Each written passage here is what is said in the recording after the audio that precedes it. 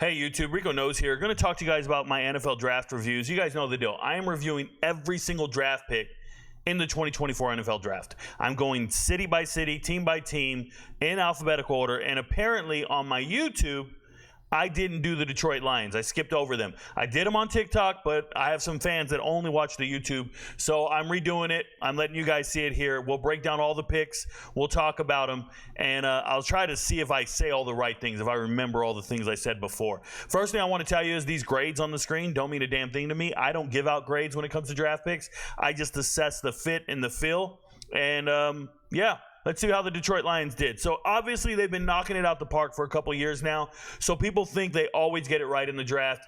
I'm going to say congratulations, you got who you wanted, but I'm not sold on all the draft picks. That's just me personally. Who are you? You don't know what you're talking about. Yeah, I am, and I know who I am. First and foremost, you get Terry and Arnold. They trade up with the Cowboys, get Terry and Arnold in the first round.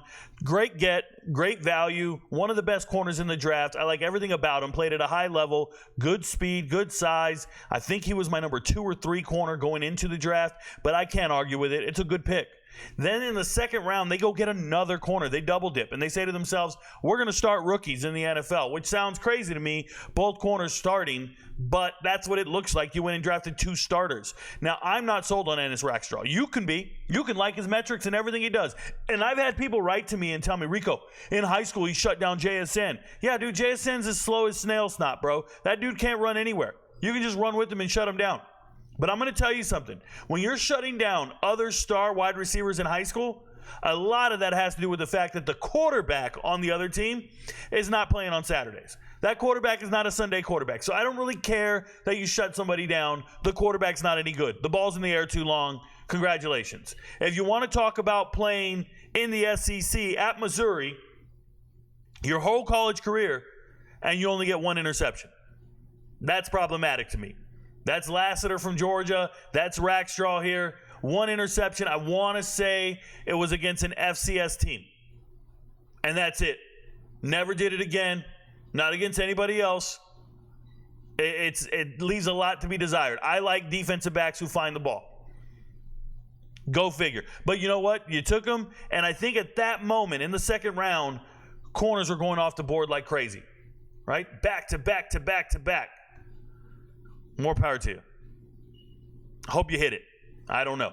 I know something else, though. When we get to the 4th round and you go get Giovanni Manu, a dude from Canada, just because he's 6'8", 350 or something like that, huge guy, I would have taken anybody else. I would have taken somebody from the FCS before I take a Canadian player, and a lot of people are vouching for this. Rico, how dare you question them? Da-da-da. Man, there's guys drafting players that get fired that year or the next year. So I'm judging people who get unemployed real soon.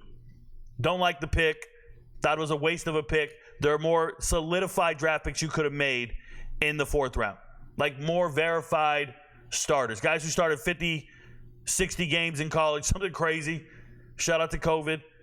And then in the 4th round, you go and get Sione Vaki. I like Sione Vaki. They say they're playing him at running back. That's cool. I liked him at Utah. I made a video about him on TikTok. I told you guys, stud. I liked him a lot. I know he ran a slow 40, 3rd slowest 40 at the combine, right? 3rd slowest, and James Williams, 6'5" ass, was slower than him, and so was Cam Kitchens. But you know what? Those 2 dudes are amazing. Well, so is Sione Vaki. That's a football player.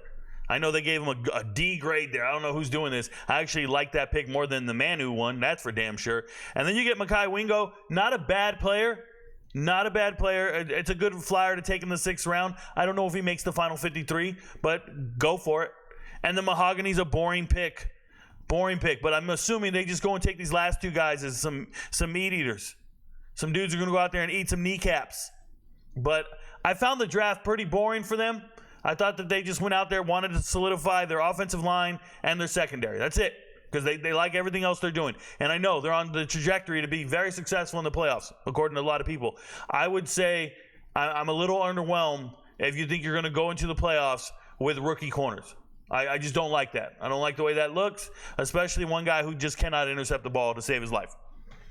But it's the Lions draft, and I'm sure there's a lot of Lions fans who are going to watch the video and not agree with me. I'm not worried about it. Your friends don't know. You don't know. But Rico knows. Peace, y'all.